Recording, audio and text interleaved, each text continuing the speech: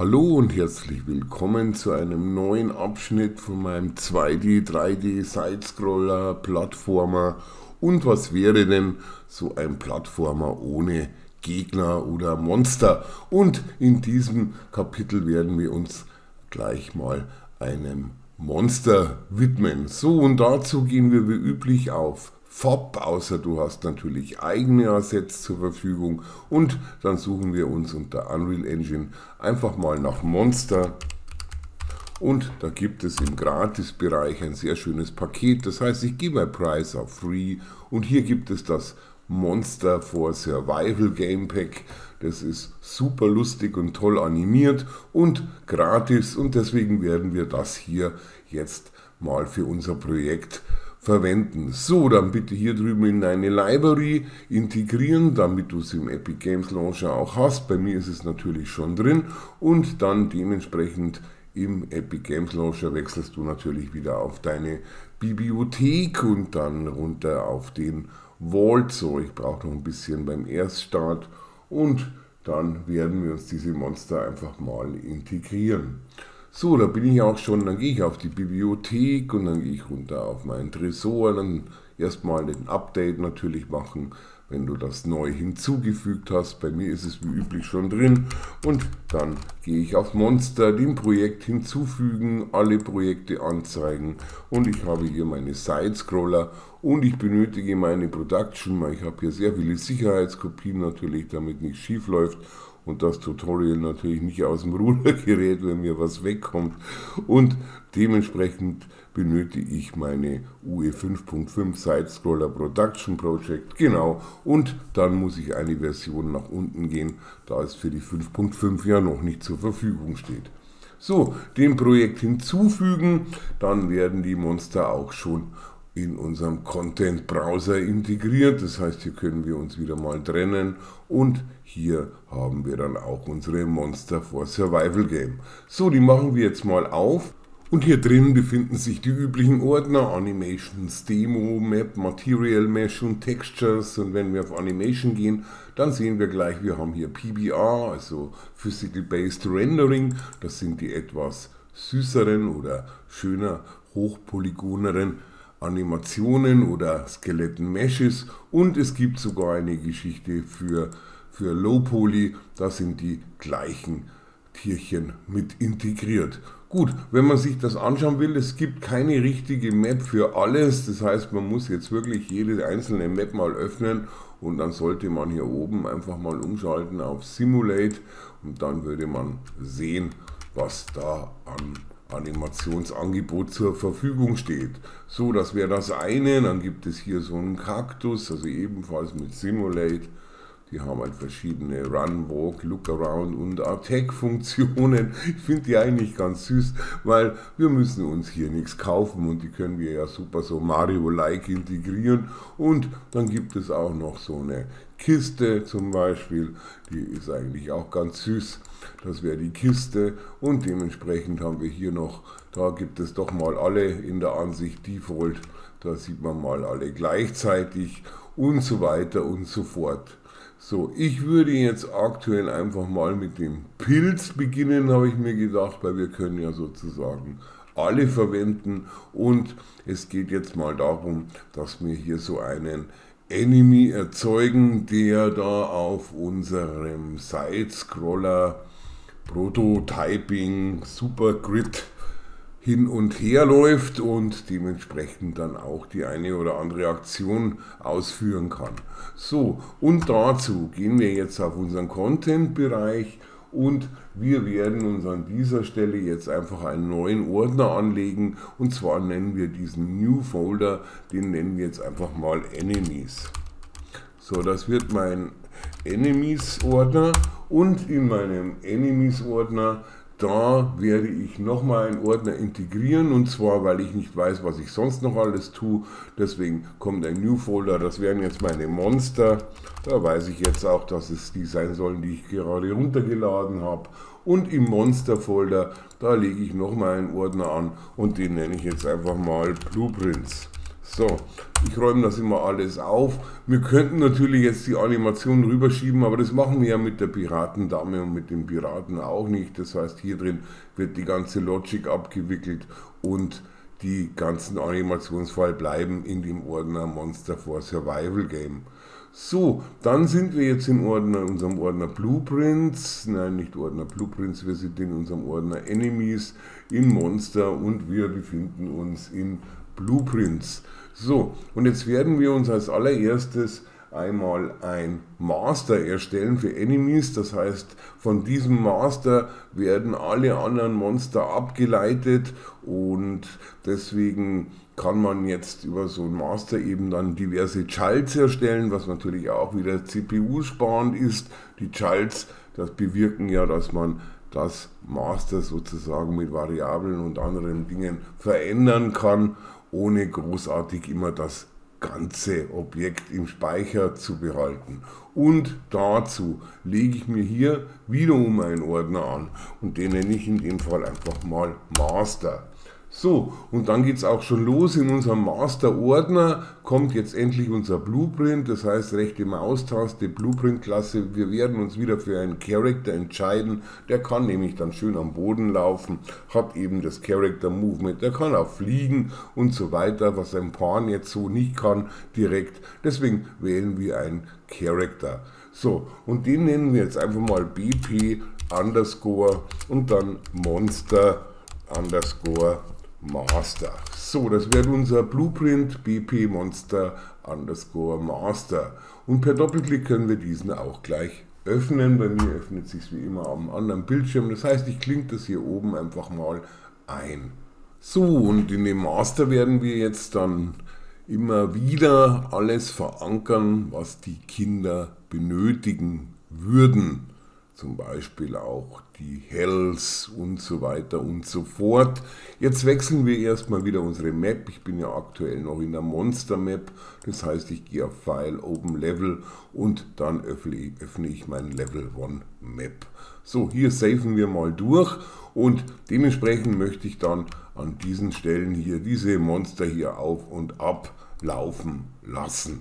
Das ist so die Idee dahinter. Das heißt, die werden sich natürlich auch wieder auf der X-Achse bewegen und so wie unser Player, der ist ja festgesetzt auf die 500er Geschichte hier im Y-Bereich und die Monster, falls die im Zentrum ausgemittelt sind, dann werden die sich da auch auf dem 500er bewegen oder wir werden es nachträglich halt hier auf 500 einstellen. Auf jeden Fall die Idee ist, sie sollen hier auf und ab laufen wie bei Mario und man soll dann auch drauf springen können, um die dann auch zu killen. So, das wäre die Basisidee. Ich schalte jetzt hier oben einfach mal wieder um auf Selected Viewport. Da startet mein Game immer, also funktionieren tut es ja noch. Ich kann noch alles machen, was ich machen will und dementsprechend beginnen wir jetzt einfach mal mit unserer BP Monster Master. So, du kannst dich erinnern, wir haben ja unseren BP Third Person Player, den haben wir ja mit der Constraint, dementsprechend ja auf die Y-Achse 1 gelegt hier, also Constraint to Plane. Das sollten wir natürlich mit unserem Monster auch machen, die sollen ja nicht einfach dann in der Y-Achse von unserer Lauffläche herunterfallen. Und das wird natürlich für alle Monster gültig sein, also integrieren wir diese Geschichte definitiv schon mal in unser Master. Dann haben wir hier BP Monster Master, wir gehen hier oben bei Components aufs BP und dann geben wir einfach mal ein Constraint. Und dann kommt hier Constraint to Plane, ein Häkchen rein und bei der Plane Constraint Normal, da machen wir hier bei Y eine 1. So, dann sind die schon mal fixiert, das ist schon mal sehr gut und da es sich ja um NPCs handelt, das heißt also Non-Playing Characters, die sich selber steuern, ist es von Vorteil, wenn die sich beim Drehen etwas smoother bewegen und das stellen wir auch gleich ein für alle. Das ist sozusagen Orient Rotation to Movement nennt sich das. Also auch hier oben wieder markieren, selektieren My Components und dann nach Orient Rotation to Movement. Das setzen wir erstmal auf True und dann dementsprechend haben wir noch eine Use Controller Rotation Jar mit drin. Das wäre ja praktisch für unseren Player Controller, den wir hier nicht haben. Das heißt, das Häkchen an der Stelle werden wir rausnehmen und setzen diesen Bool auf False. Also einmal Orient Rotation to Movement True und Use Controller Rotation Jar auf False. So, dann dementsprechend können wir das Ganze kompilieren und dann wollen wir natürlich unserem Character Movement noch eine Walk Speed geben. Ich würde sagen, wir machen die jetzt am Anfang mal nicht so schnell. Wir können sie auch nachjustieren oder später dann eben in unserem Game Controller alle Variablen verankern, wie schon angedroht.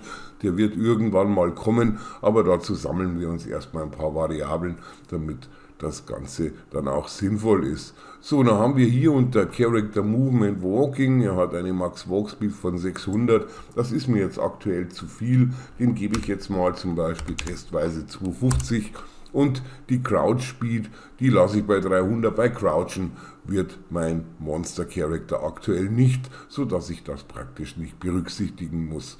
Gut, dann gehen wir hier einfach mal auf Compile und jetzt sehen wir, wir haben jetzt hier einfach mal so ein Character Template vorbereitet, das ist einfach unser Master und mit diesem Master werden wir jetzt dann praktisch unsere Childs erzeugen. So, und dazu gehen wir wieder zurück in unseren Level und dementsprechend können wir uns hiervon jetzt ein Child BP erstellen, also rechte Maustaste, Create Child Blueprint Class. Und das Ganze nenne ich jetzt BP underscore Monster underscore Child. Dann weiß ich Bescheid, was das sein soll.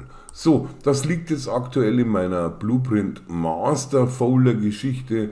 Das bedeutet, ich werde es einfach mal hier hinausziehen unter Blueprints. Das heißt einfach hier rüber und dann mit Move können wir das Ganze moven und dann sehen wir, dass wir hier praktisch unser Child haben und hier unser Master. So, dann haben wir diese Geschichte schon mal drin und dann können wir uns jetzt einfach mal um unser Child kümmern. Das bedeutet, per Doppelklick können wir es schon mal öffnen. So, in dieser Child-Klasse sehen wir alles, was unsere Master sozusagen mitbringt. Das bedeutet, es ist alles vererbt, auch diese sogenannten Constraint to Plane. Man sieht es, die stehen auf 1, aber in der Child hat man natürlich jetzt die Berechtigung, das zu überschreiben, to override. Das bedeutet, alles von oben wird nach unten übergeben und alles, was in den Kindern verändert wird, wird nicht nach oben zurückgegeben, also wird nicht mehr in der Master verändert. Das heißt, wenn ich ein Kind von einem Kind mache, dann hat das neue Kind wieder alles, was die Master und das Kind und dann das andere Kind hat, aber die dritte Ebene wird es nicht an die zweite und erste Ebene weitergeben. Und das ist praktisch diese objektorientierte Master-Child-Geschichte. Wir haben das so drin, wir haben natürlich auch unser Orient Rotation to Movement, das ist alles direkt jetzt von unserer Monster Master übernommen. Wenn wir das jetzt hier im Child nicht haben wollen, brauchen wir es einfach nur wegklicken. Jedes andere Child vom Master hätte es natürlich wieder standard serienmäßig integriert. So, ich hätte an der Stelle jetzt gerne einfach mal so ein Mushroom, das heißt, ich gehe auf Mesh und dann gehe ich hier unten bei Details auf Mesh und ich suche jetzt einfach mal nach Mushroom und dann gibt es hier den SK Mushroom. Wir haben den ja in 2 Varianten. Jetzt muss ich mal gucken, ich brauche ja den sozusagen von der Geschichte von dem PBR. Das heißt, ich suche jetzt mir mal einen aus und wenn ich jetzt da drüber gehe, dann sehe ich, das ist mein PBR. Wenn ich den jetzt wechseln würde, dann hätte ich jetzt diese Low-Poly-Geschichte, aber die möchte ich nicht nehmen. Ich nehme lieber mal ein bisschen den hübscheren. So, dann an dieser Stelle können wir uns gleich mal darum kümmern, dass der in die richtige Richtung schaut. Das heißt, wir selektieren den hier oben drauf achten, dass wir zum Beispiel 10 Grad selektiert haben, das Ganze markiert ist und dann drehe ich den in Fahrtrichtung um 90 Grad. Man sieht ja den hellblauen Pfeil, das ist ja unser Error, das ist unsere sogenannte Laufrichtung. So, jetzt rutsche ich ihn erstmal nicht runter, weil ich möchte zuerst einmal die Capsule etwas verändern. Das bedeutet, ich möchte jetzt einfach mal mit dieser Capsule arbeiten, dass die Capsule diesen Pilz umgibt. Das heißt, wir gehen jetzt hier mal auf den Capsule-Komponenten und dann sehen wir schon hier, wir haben hier die Capsule Half-Height und die Capsule Radius und dementsprechend könnten wir an der Stelle jetzt das Ganze einfach mal runter machen. Ich gebe jetzt hier einfach mal 50 ein zum Beispiel und hier unten auch 50 Und den Pilz selber, den müssten wir uns dann anschauen, wie groß der eigentlich ist. Ich habe mal geguckt, was ich da gemacht habe bei dem Pilz, den glaube ich, habe ich ausprobiert. Den nehme ich jetzt einfach mal mit der Größe von 0,8. Das heißt, ich mache hier das Vorhängeschloss zu und mache einen Punkt 8 draus, drücke die Tab-Taste und dann sind ja alle drei gleichwertig. Also in dem Moment, wo man das Vorhängeschloss zumacht, wenn man es öffnet, muss man sie explizit einzeln eingeben. Gut, an dieser Stelle habe ich jetzt hier so meinen Mushroom und den werde ich jetzt runterziehen in meine Capsule und dann schauen wir uns das Ganze von der Perspektive einfach mal an, von der Front. Ich gehe da jetzt mal ein bisschen rein, weil hier ist der Bodenkontakt, das heißt, ich werde ihn einfach so ein bisschen auf den Boden ziehen, weil diese Capsule ja das Ganze sozusagen ja auch umschließt. So, oder ein bisschen in der Luft. Ich lasse es mal so stehen. Wir können es ja später nachjustieren. Kompilieren, speichern müssen wir ja nicht mehr, weil wir haben ja hier on Success Only, Save on Compile bereits schon in den vorigen Abschnitten selektiert. So, gut, dann gehen wir hier zurück einfach mal auf die Perspektive. Ich mache mir jetzt hier nicht die Mühe, dass ich da ein Animation Blueprint erstelle. Das heißt, ich hole mir jetzt einfach ein Animation Asset mal raus, Use Animation Asset und da kriege ich natürlich sehr viele und der Mushroom bietet ein Angry und ein Smile an. Ich nehme jetzt einfach mal einen Walk Forward im Angry oder Smile. Das heißt, ich gebe jetzt hier einfach mal Walk ein. Jetzt müssen wir hier mal gucken. Walk Forward, FWD, Angry, Walk Forward. Da haben wir hier praktisch ein Walk Forward mit Smile. Dann lasse ich den einfach mal so Walk Forward mit Smile. So, das ist jetzt meine Grundidee. Gut, dann gehe ich dementsprechend mal auf Compile und jetzt schauen wir uns den einfach mal an, wie der denn im Level aussieht. Das heißt, ich habe hier Default, das ist selektiert. Jetzt hoffe ich, dass der mittig reinkommt und er rutscht mir auch ein bisschen ab auf 429. Dann muss ich den hier nachjustieren auf 500, dass der so zentriert ist auf der Y-Achse wie mein Player. So würde der aktuell aussehen. Jetzt kann ich da mal hinlaufen. Ich denke, die Größe ist eigentlich ganz süß und dementsprechend lasse ich den mal so. Du kannst ihn natürlich auch größer und kleiner machen. Das ist natürlich vollkommen dir überlassen. So, dann gehen wir zurück auf unser Monster Child und wechseln einfach mal rüber auf unseren Event Graph. Hier sieht man beim Child, dass sämtliche Master Funktionalitäten sofort übertragen werden aufs Child, das heißt, die werden hier sozusagen mit übernommen. Das heißt, alles, was hier im Event Begin Play steht, im Monster Master, hier steht natürlich aktuell nichts drin, wäre dann auch in der Child zur Verfügung stehen. So, da haben wir das soweit so drin und dementsprechend möchte ich das Ganze jetzt einfach mal laufen lassen. Das heißt, ich mache das mal über einen Tick, sonst machen wir es ja über einen Nav Mesh, aber das brauchen wir hier beim 2D-Scroller jetzt eigentlich nicht wirklich.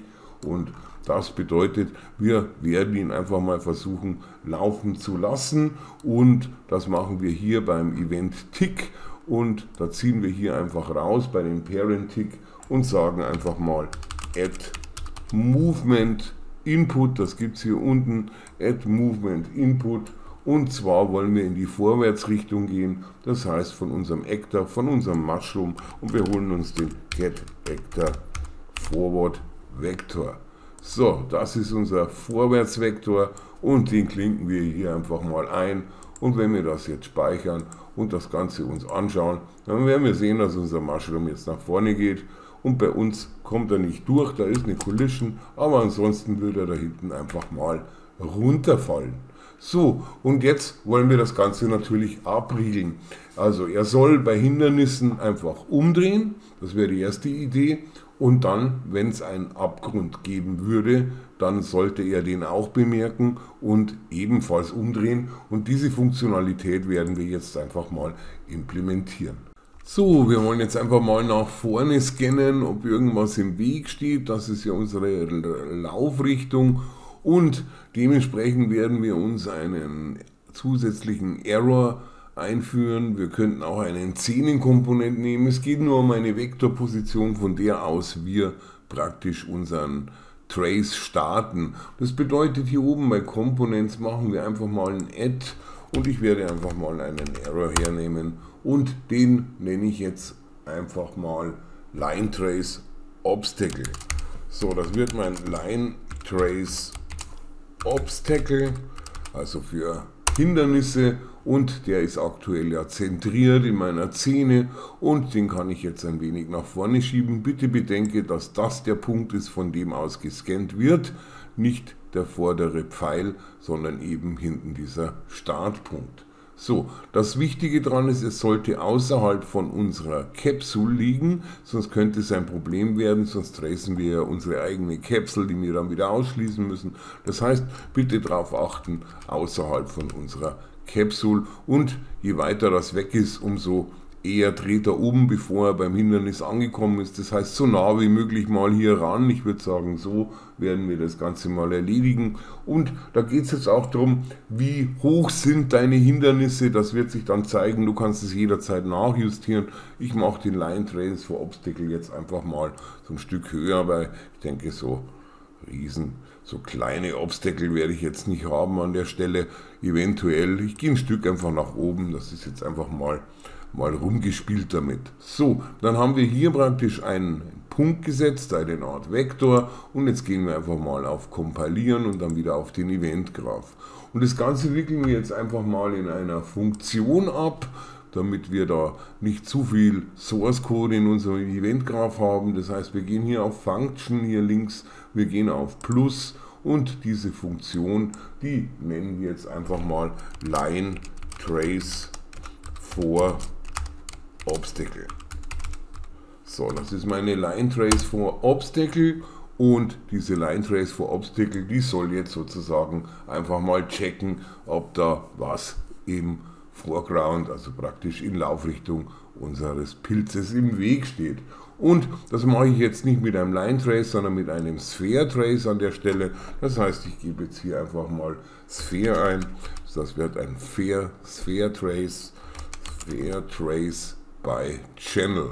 So, da haben wir den schon mal, also in dem Fall eine Sphäre. Es gibt ja auch Line Traces, und dementsprechend hier hätte ich gerne eine Sphäre, damit ich ein bisschen einen größeren Radius habe. So, was ist jetzt meine Startposition von meinem Trace? Das sollte jetzt praktisch mein Error sein, also meine Position hier an dieser Stelle, wo das Gizmo ist, und dementsprechend starte ich von hier, und bei Komponenten heißt es nicht Actor Location, sondern hier heißt es immer Get World Location.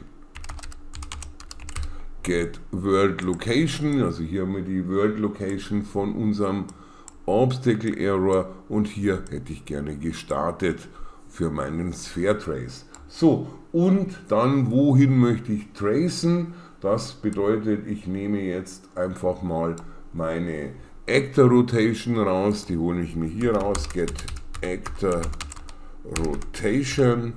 Das bin ich selber, der Pilz, und von meinem Pilz, von der Rotation, hole ich mir den Forward Vektor, Get Forward Vektor, und der Forward Vektor ist ja ein Einheitsvektor, der hat ja die Unit 1, und deswegen, wie weit möchte ich mal nach vorne scannen für Obstacles, das ist natürlich Geschmackssache, da kann man eigentlich so viel eingeben, wie man will, weil sobald es auftrifft, ist es ja erledigt. Also ich denke, ich kann hier mal mit 50 ungefähr arbeiten, das heißt, ich multipliziere das Ganze hier mal, und ich möchte es mit einer Float multiplizieren, das heißt, ich gehe hier auf diese Pin, dann rechte Maustaste und dann To Float, Single Precision, eigentlich egal, ob man das oder das nimmt, Unreal wandelt das automatisch in den Float um, den es benötigt. So, da muss man sich nicht drum kümmern, und hier gebe ich einfach mal einmal 50, das ist einfach mal so ein Testwert, und das sollte dann mein Endpunkt sein, aber der Endpunkt ist natürlich jetzt nicht Actor-abhängig, sondern bezieht sich ja auf unseren Startpunkt, auf unser Line Trace Obstacle, den wir ja hier drüben haben, also unser Gizmo-Punkt von unserem Error Line Trace Obstacle, und von diesem Punkt aus wollen wir dann praktisch um 50 nach vorne scannen. Das bedeutet, wir müssen sagen, das ist der Startpunkt, und dann machen wir ein Pluszeichen oder das wahlweise Operator Add eingeben und wir werden diese beiden Geschichten einfach mal addieren. Das heißt, Startpunkt plus Endpunkt ist sozusagen unser Sphere Trace bei Channel End. So, damit wir das Ganze auch sehen, können wir hier natürlich Draw Debug Type einstellen und das machen wir jetzt erstmal vor Duration und dann haben wir diesen Trace schon mal erledigt. So, jetzt müssen wir das Ganze zurückgeben in unseren Event-Graphen. Das heißt, wir benötigen eine sogenannte Return Node an der Stelle. Das heißt, rechte Maustaste, wir geben ein Return und da bekommen wir Add Return Node. Und diese Return Node, die soll jetzt übergeben, ob wir ein Hindernis sozusagen hitten oder nicht über unseren Trace. Und da werden wir einfach nur den Bool übergeben. Das bedeutet, wir werden hier bei der Return Node einfach noch eine Output-Variable hinzufügen. Das heißt, wir markieren sie. Hier unten haben wir Output. Wir gehen auf Plus, New Param und sagen zum Beispiel Obstacle Detected. So, das ist mein Obstacle Detected. Jetzt habe ich mich auch noch verschrieben. Das bessere ich noch aus. Obstacle Detected, genau, Obstacle Detected, Boolean und dann gehe ich mal zwischenzeitlich auf Compile. So, dann können wir das Ganze hier verbinden und die Return Value hier, die geht hier rüber und die übergeben wir dann sozusagen wieder unserem Event Graph. Normalerweise macht man hier ja einen Branch rein, wenn es einen Hit gegeben hat, dann dementsprechend fragt man ab, ist das Bool True oder False, aber da wir ja sowieso nur True und False übergeben, können wir uns diesen Branch, den man sonst einführt, einfach sparen. Gut, das ist mein Obstacle Detected und dann gehen wir hier mal auf Compile. So, dann gehen wir zurück auf unseren Event Graph und jetzt möchte ich in dem Tick sozusagen beide Geschichten mal abwickeln. Das bedeutet, ich werde mich jetzt hiervon einfach mal trennen. Ich werde jetzt hier einen eigenen Custom-Event erstellen, damit es ein bisschen sauberer aussieht. Das heißt, ich mache hier mal rechte Maustaste, ich mache einen Custom-Event, Add Custom-Event und dieser Custom-Event, der heißt jetzt einfach mal Move Monster. So, das wird mein Move Monster und dementsprechend kann ich den hiermit verknüpfen und der muss natürlich auch wieder aufgerufen werden über den Tick. Ja, so, dann haben wir Move Monster und eigentlich könnten wir sagen Move Monster Forward, ist vielleicht auch eine gute Idee.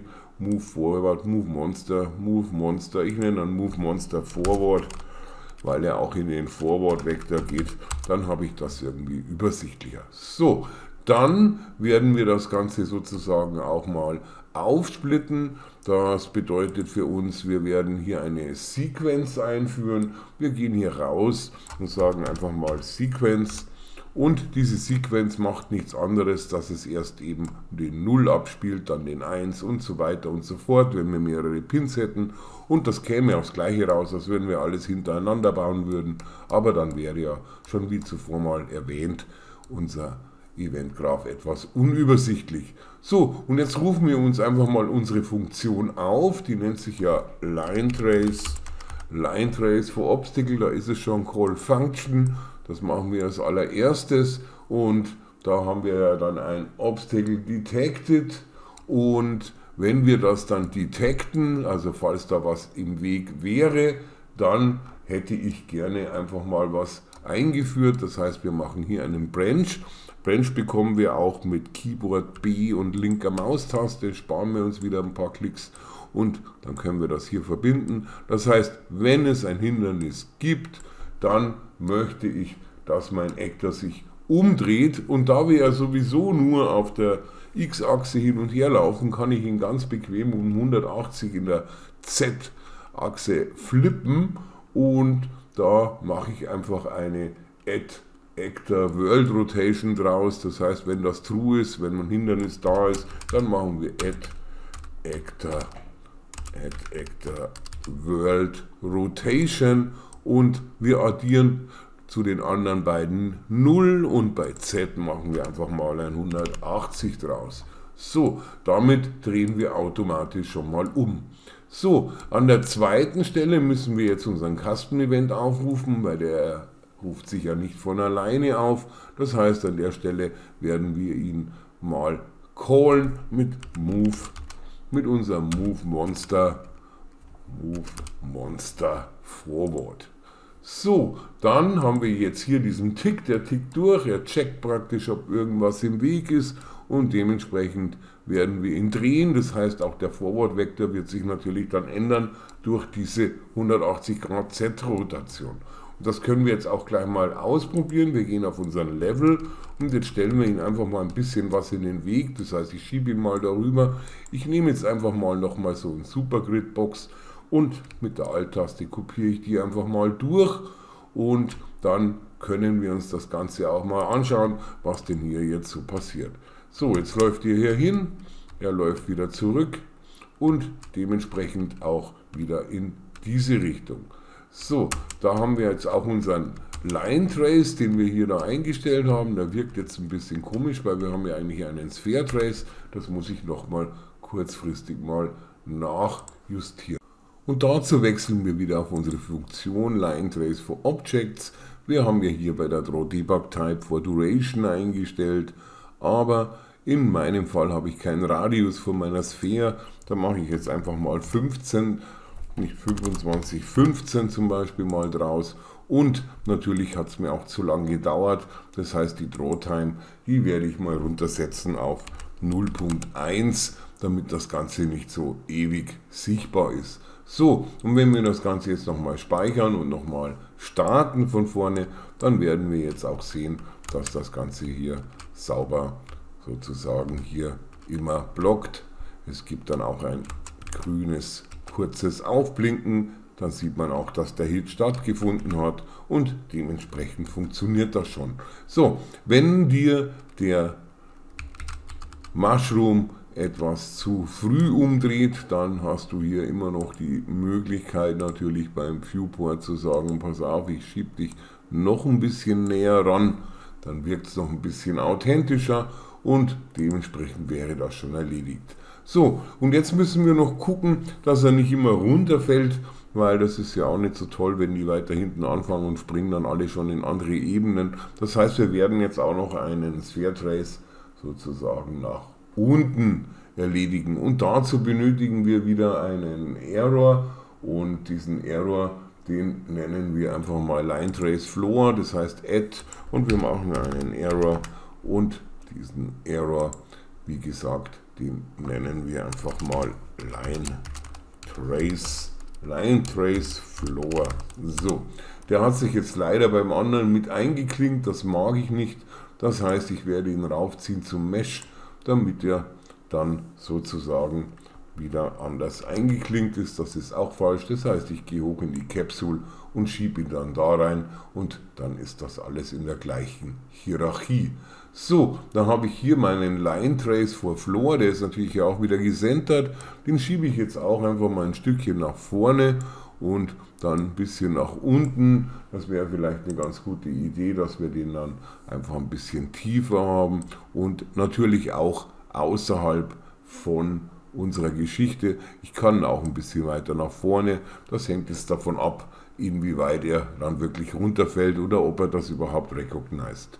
So, dann haben wir den schon mal drin, dann können wir kompilieren und dann benötigen wir an der Stelle wieder eine neue Funktion, die das erledigt. Das heißt, wir machen hier links bei Function wieder ein Plus und diese Funktion, die nennen wir einfach mal Line Trace for Floor. Eigentlich wäre es ja ein Sphere Trace, aber egal, ich nenne es jetzt einfach mal Line Trace for Floor.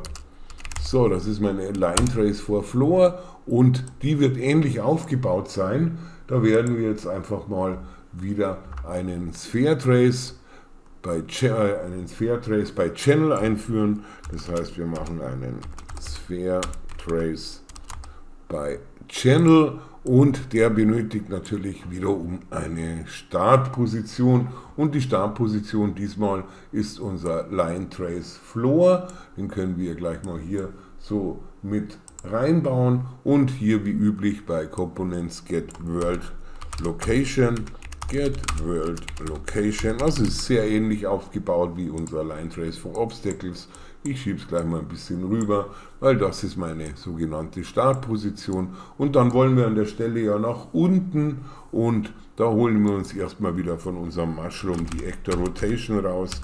Get Actor Rotation. Und von dieser Rotation nehmen wir diesmal nicht den Right Vector, sondern wir nehmen den Up Vector. Wir haben ja nur den Forward, wir haben den Up und wir haben den Right Vector zur Verfügung. Und wenn wir nach unten wollen, dann müssen wir natürlich mit dem Up Vector im negativen Bereich arbeiten. Das heißt, wir nehmen jetzt hier erstmal den Get Up Vector und diesen Up Vector, den multipliziere ich jetzt einfach mal wieder durch. Das heißt, ich ziehe hier raus und dann mache ich ein Multiply draus und dementsprechend wandle ich das Ganze wieder in einen Float um. Und diesmal, ich will ja nicht nach unten, ich addiere ja die beiden Sachen, das heißt, ich werde das Ganze, das ist ja eine 1, Einheitsvektor 1 und dementsprechend möchte ich ins Negative. Das heißt, ich scanne jetzt einfach mal um minus 150, einfach mal testweise nach unten.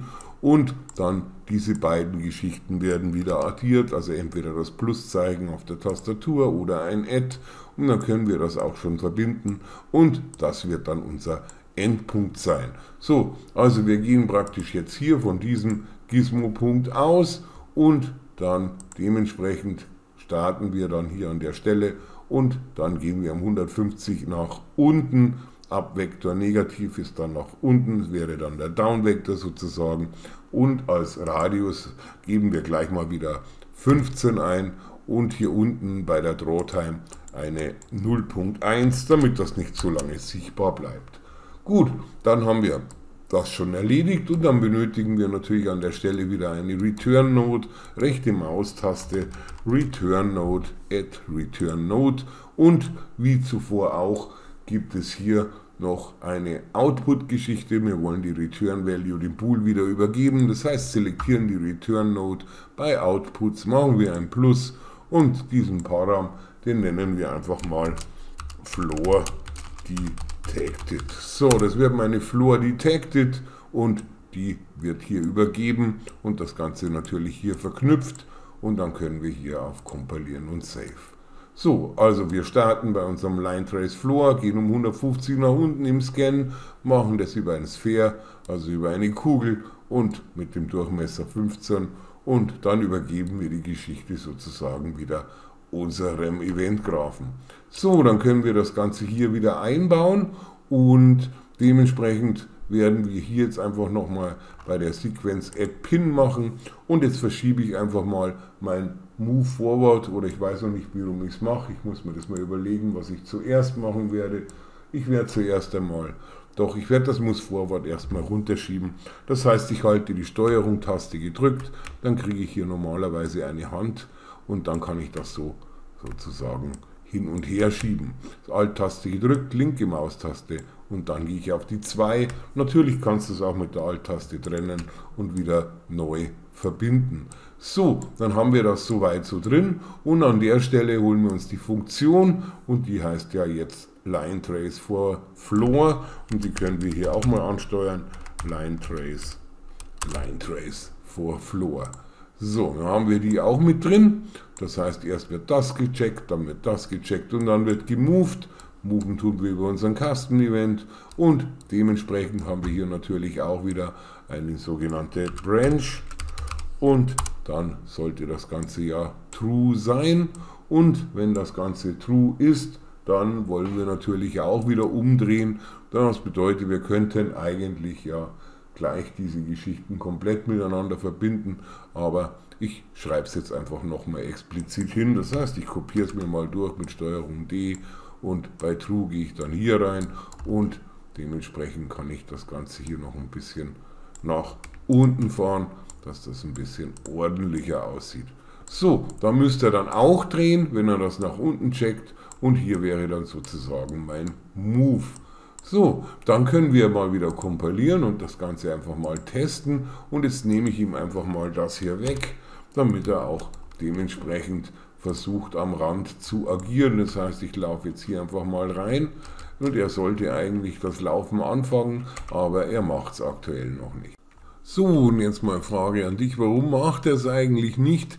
Ist eigentlich ja auch logisch, wir haben oben einen Line Trace for Obstacle, das heißt, der reagiert, wenn er auf ein Hindernis trifft, während unser Line Trace to Floor ja den Floor immer traced und nur wenn er kein Ergebnis erzielt, also wenn der Bull false ist, wenn kein Boden mehr da ist, dann soll er drehen. Das heißt, das True an dieser Stelle hier ist falsch. Das heißt, ich drücke mal wieder die Alt-Taste und schiebe mir das Ganze auf False herunter und dann sollte es stimmen. So, dann machen wir nochmal ein Compile und wir werden das Ganze nochmal testen. Und jetzt läuft da auch unser Pilz, das hüpfe ich mal drüber, sonst blockiere ich ihn. Und er würde jetzt auch nach unten tracen. So, haben wir den Trace nicht eingeschalten, da muss ich nochmal schnell nachschauen. Line Trace for Floor. Wir haben hier kein Debug eingeschalten, das heißt, wir haben hier nur die 15 und die 01. Das heißt, wir machen hier auch nochmal For Duration, damit das Ganze auch sichtbar wird, wie das Ganze sozusagen von der Logik funktioniert. Wir haben immer grün, ganz klar nach unten, bis wir dann kein Grün haben und dann dementsprechend laufen wir wieder nach hinten. So, dann können wir praktisch hier immer wechseln, das heißt, natürlich kannst du auch diesen Line Trace for Floor ein bisschen noch weiter nach vorne stellen, aber solange er schön umdreht, ist ja die Welt auch in Ordnung. So, gut, damit wäre jetzt dieser Pilz abgeriegelt, dass er dementsprechend immer zwischen den Hindernissen sich hin und her bewegt und dementsprechend auch dann sozusagen am Rand eine Kehrtwendung macht. Gut, dann können wir vielleicht noch ein bisschen das Ganze nach vorne stellen. Das sieht mir sehr eng aus hier, das ist mein Line Trace for Floor. Ich tue ihn einfach mal ein ganz klein wenig noch nach vorne. So, weil hier wird ja nach unten gescannt.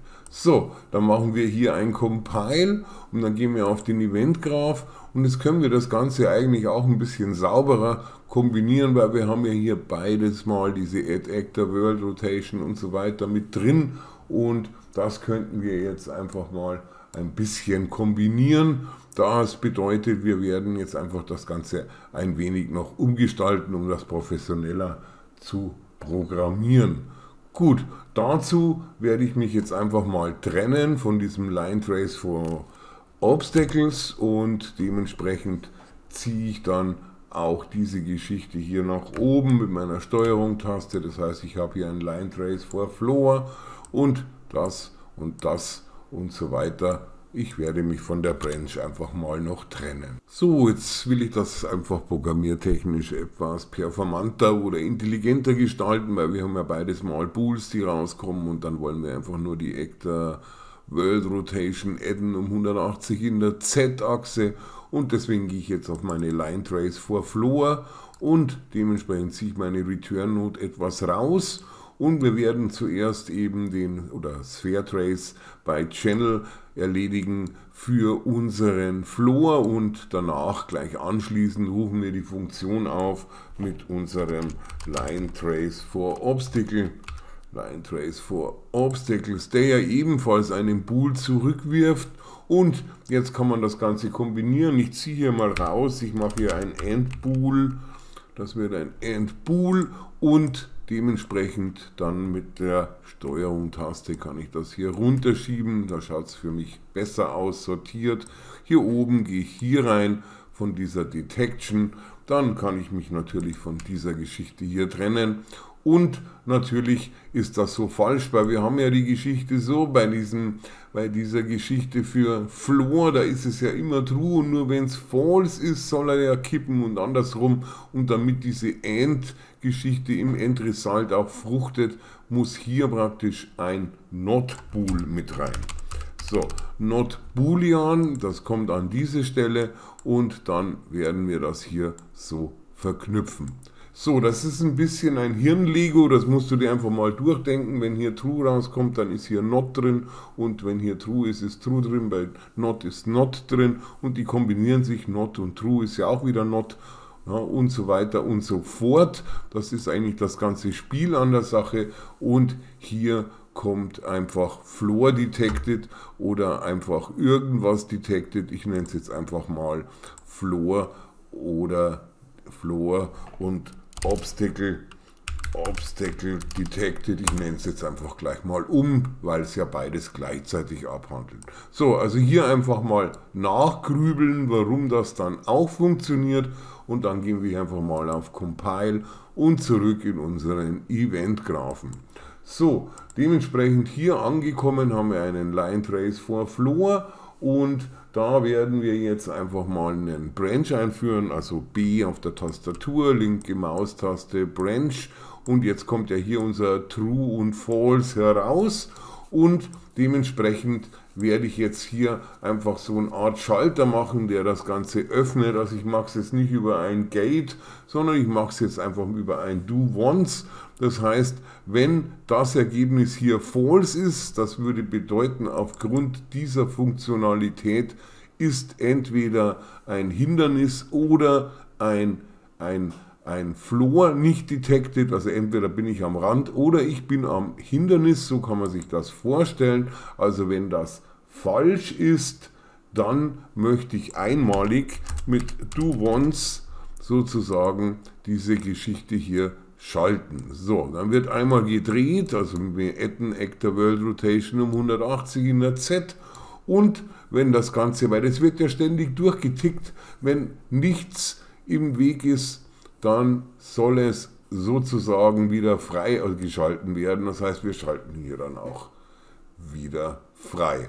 So, also das bedeutet, wenn es praktisch False gibt, dann wird einmal gedreht und dann wird so lange nicht resettet, solange es kein Hindernis gibt. Und wenn es eins gibt, wenn es True ist, dann gibt es hier ein Reset und dann kann es beim nächsten Tick wieder hier rein und dementsprechend hier auch umschalten. Also man kann dieses Do-Once sozusagen wieder resetten. Und da sind wir natürlich schon etwas bisschen performanter und auch ein bisschen sauberer in der Programmierung. So, dann schiebe ich das Ganze hier wieder mit der Alt-Taste nach oben und dementsprechend werde ich mich auch von dieser Verbindung hier schon mal trennen. Jetzt habe ich nur noch diese beiden Geschichten in der Sequenz. So, dann einfach mal auf Compile und Save und jetzt testen wir das Ganze mal durch, ob das auch noch funktioniert.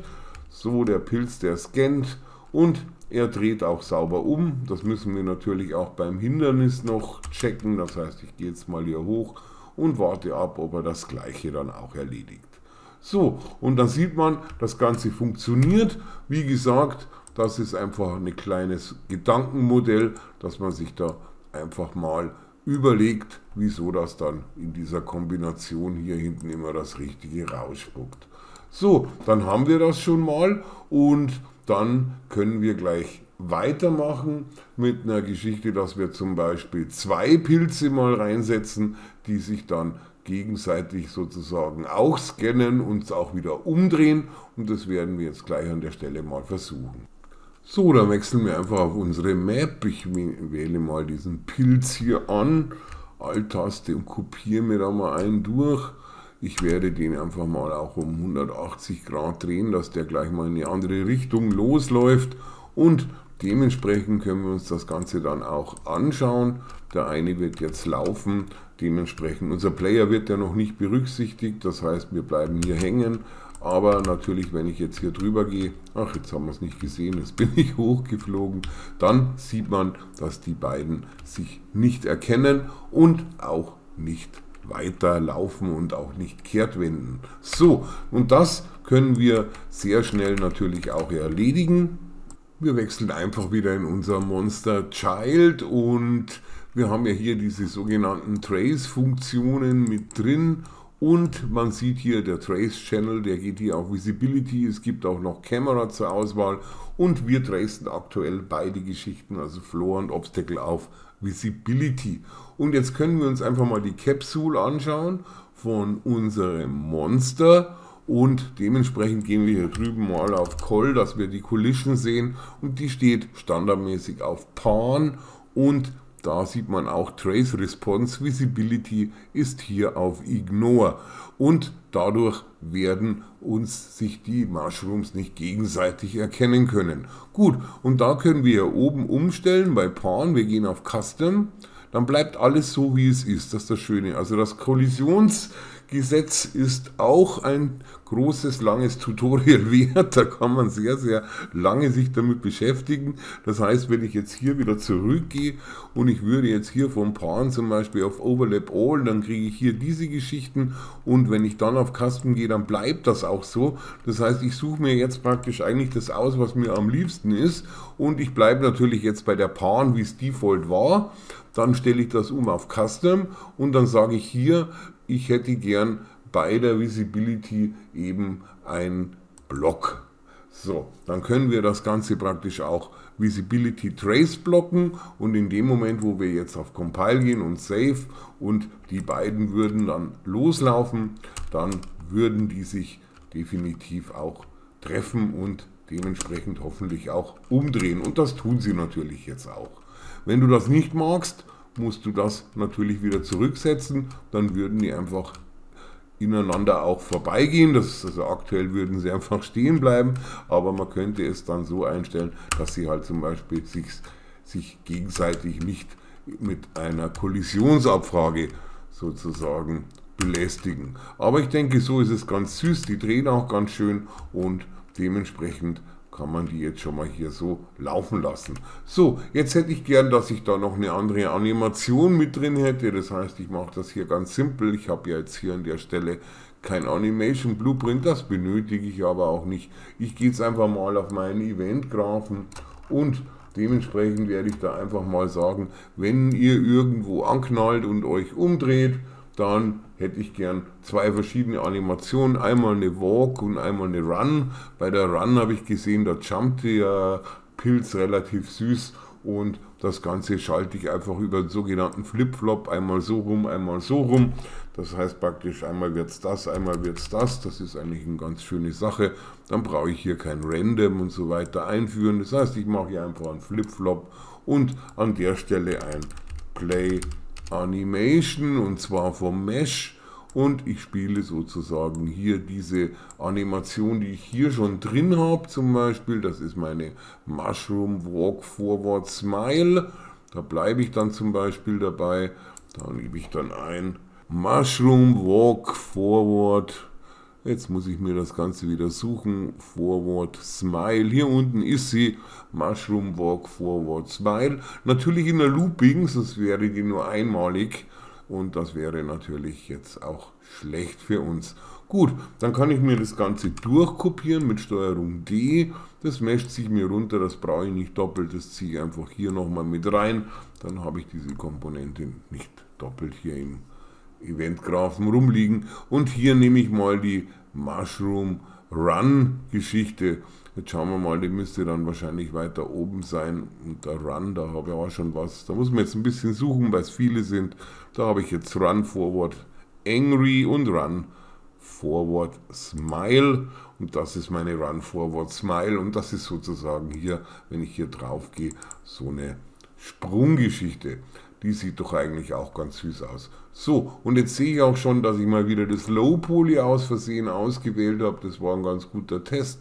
Und dann möchte ich natürlich die Run Forward Smile in der anderen Variante, wo hier steht PBR, also mit den Physical Based Rendering Assets. So, und hier oben muss ich auch schauen, hier habe ich auch PBR, da habe ich es richtig, also hier aufpassen, hier gibt es ja immer diese zwei Varianten zwischen PBR und Low Poly. So, jetzt müssen wir natürlich den Flip-Flop auch noch verbinden hier, ansonsten würde er es keine Wirkung zeigen mit der Run. Dann gehen wir auf Compile und wir playen das Ganze mal ab. Und in dem Moment, wo die entweder am Rand sind oder kollidieren, sollten die jetzt auf eine andere Animation umschalten.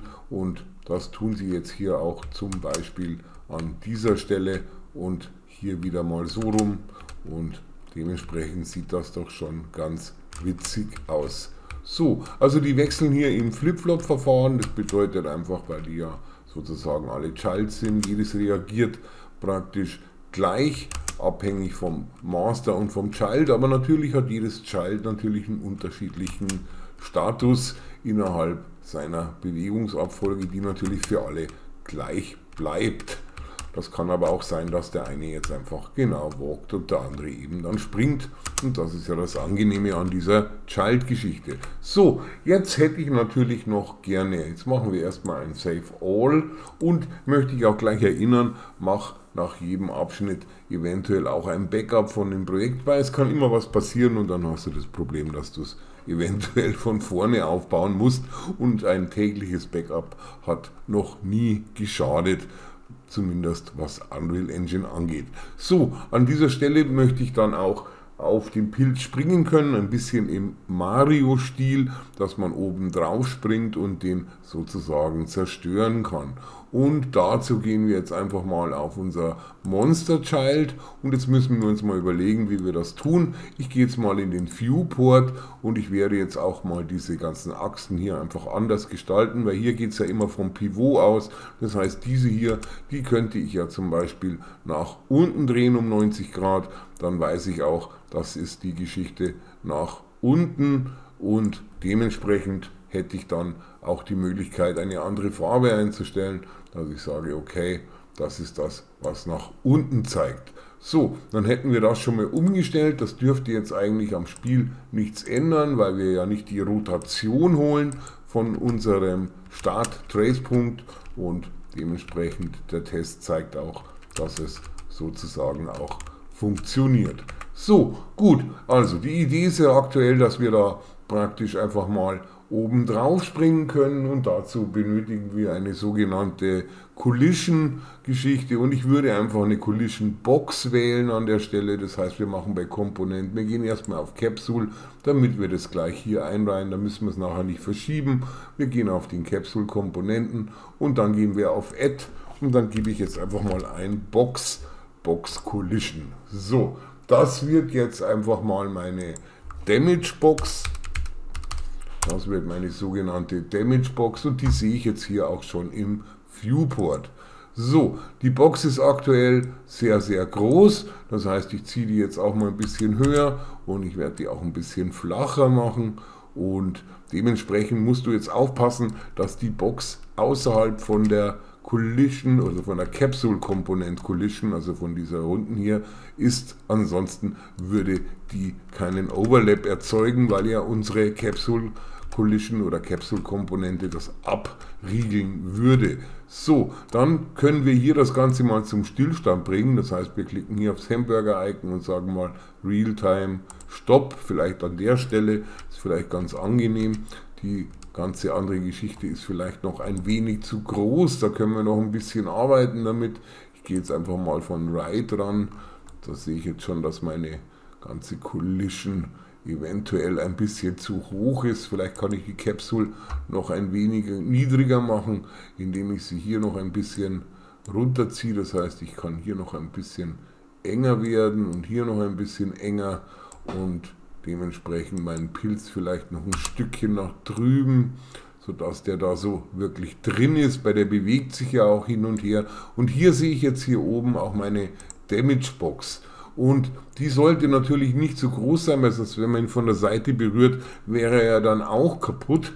Und das wollen wir natürlich auch vermeiden. Das heißt, ich werde die jetzt hier auch ein bisschen enger machen. Man kann sie ruhig auch ein bisschen höher ziehen. Die darf ja außerhalb von der Collision sein. Das heißt, sie muss außerhalb von der Collision sein. Und jetzt schaue ich mir das Ganze einfach mal von der Front noch an, wie es da aussieht. Und da kann ich das Ganze auch noch ein bisschen enger gestalten. So, dann hätte ich jetzt hier einfach mal eine Damage Box mit integriert und dann gehe ich wieder auf meine Perspektive und ich möchte aber natürlich, dass die dementsprechend auch mitwippt. Das heißt, wenn ich jetzt auf Realtime gehe, dann ist die aktuell ja statisch und dazu muss ich mir jetzt bei dem Pilz aussuchen, an welchem Bone ich das Ganze, also die Damage Box befestigen möchte. Und dazu gehe ich jetzt einfach mal auf meinen Mesh. Das habe ich ja hier drüben, Skeleton Mesh, mache ich hier mal einen Doppelklick drauf und dann kann ich mir hier dementsprechend die Bones anschauen. Und da sieht man auch schon die ganzen Geschichten, Spine und so weiter und so fort. Und hier gibt es den sogenannten Head und das scheint der oberste Knochen, der oberste Bone zu sein. Also Mushroom Head ist richtig, denke ich mal. Und dann können wir praktisch unsere Damage Box unterhalb vom Mesh einklinken, damit das Ganze als Child praktisch unterhalb Wirkung zeigt, und durch diese Einklinkaktion unterhalb vom Mesh haben wir hier drüben eine Möglichkeit, einen sogenannten Socket zu bestimmen, wo wir das Ganze dann verankern. Das heißt, wir suchen uns hier einen Socket, und wir haben uns ja für den Head entschieden, und jetzt sehen wir das Problem, wir hätten uns das vorher gar nicht einstellen brauchen, weil es verschiebt uns das Ganze sowieso wieder. Gut, dann musst du das Ganze wieder hinrutschen, sodass es einigermaßen wieder so ist, wie es sein soll. Das bedeutet, wir könnten das Ganze natürlich wieder perspektivisch sozusagen mal versuchen hinzurutschen.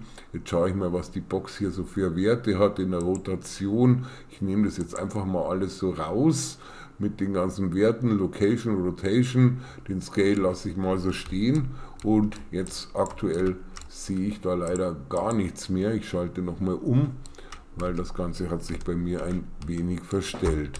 So, dann werde ich das Ganze einfach trotzdem nochmal versuchen einzustellen, dass ich das so habe. Also aufpassen, dass man nicht ins Negative kommt hier oben. Das ist natürlich auch immer, dass man da Gefahr läuft, das verkehrt herum zu drehen.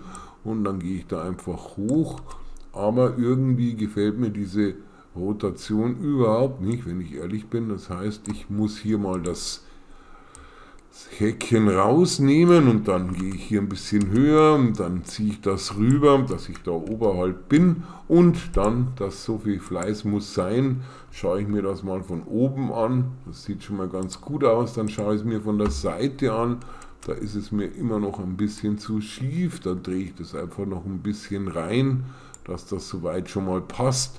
Und dann natürlich noch von der Front, und in der Front können wir eigentlich auch noch ein bisschen so nachdrehen, und dann mache ich es hier auch noch ein bisschen kleiner, sodass man das von der Seite eben nicht erwischen kann.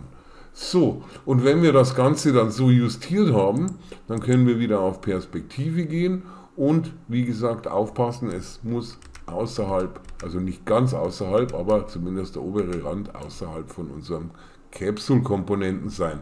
Und wenn wir jetzt hier das Realtime wieder einschalten, dann sehen wir, dass unsere Damage Box sozusagen auch mitwippt.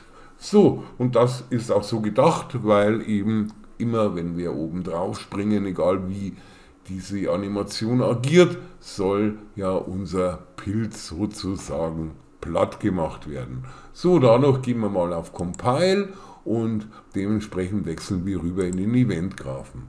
Gut, jetzt wollen wir mal unsere Damage Box implementieren. Das bedeutet, wir gehen hier auf Damage Box, rechte Maustaste, Add Event, On, Komponent Begin, Overlap.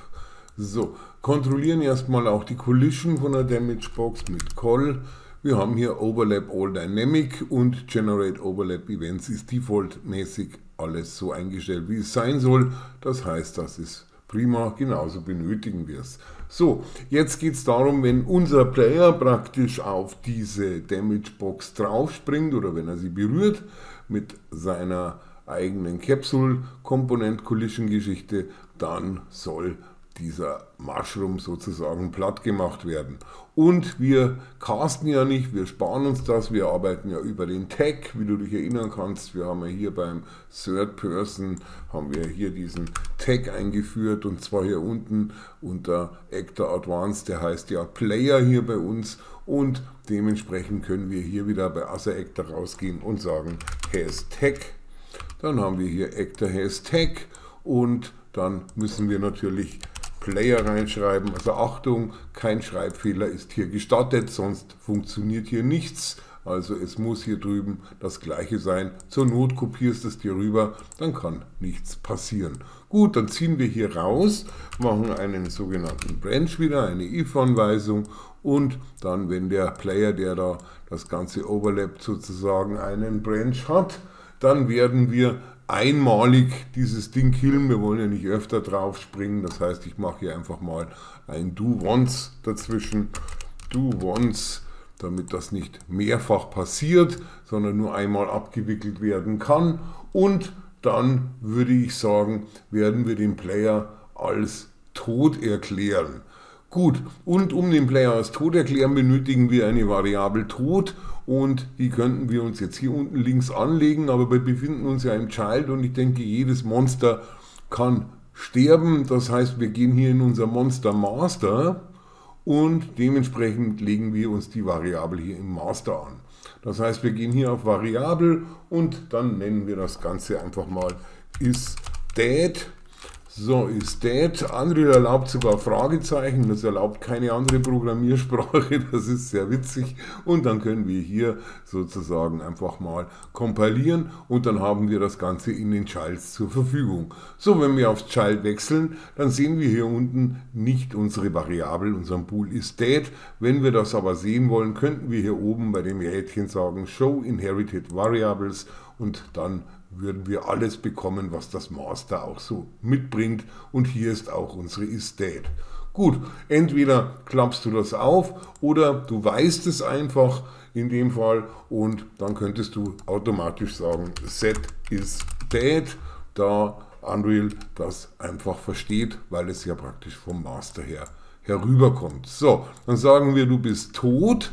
Und wenn du tot bist, dann solltest du auch kein Trace mehr machen und nichts mehr und deswegen sollten wir das wahrscheinlich auch bei diesem Event-Tick dann auch abriegeln. Das machen wir auch gleich. Wir gehen hoch, wir haben hier den Event-Tick und dann schiebe ich das Ganze ein bisschen rüber und dann mache ich an der Stelle einen Branch rein, damit ich es nicht vergesse und das Ganze soll dann nur ticken und weiterfahren und rumspringen und keine Ahnung und umdrehen, wenn die Variable isDead sozusagen not ist. Ich mache jetzt hier ein not Bool.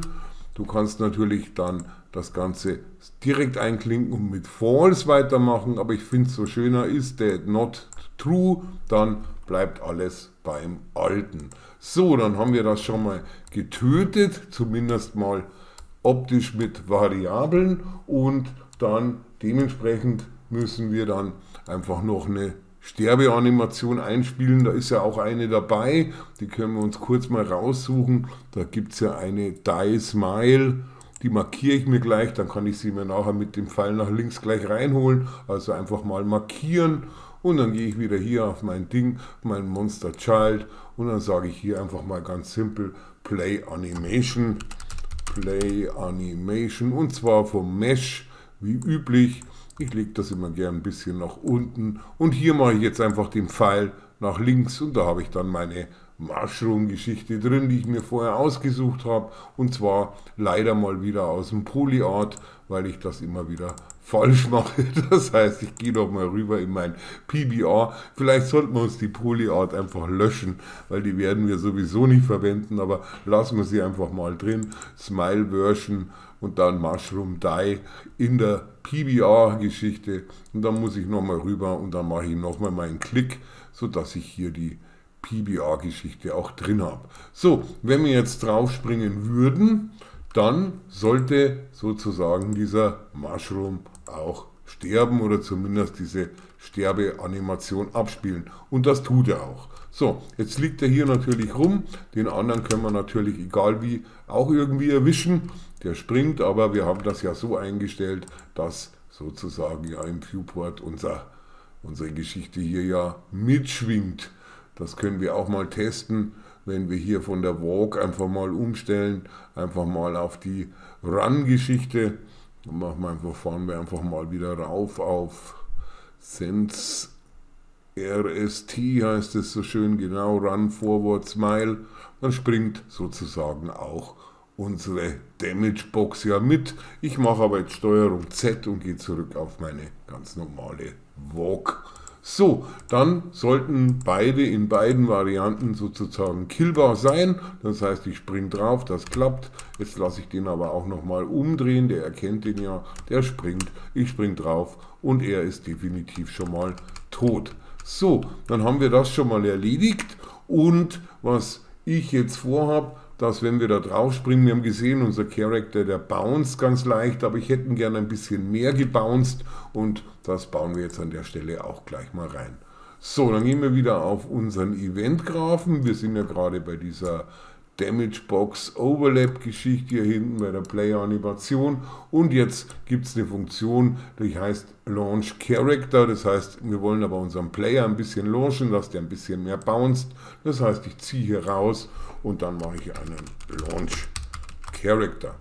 So, dieser Launch Character, der benötigt ein Target, und das Target wäre unser Player.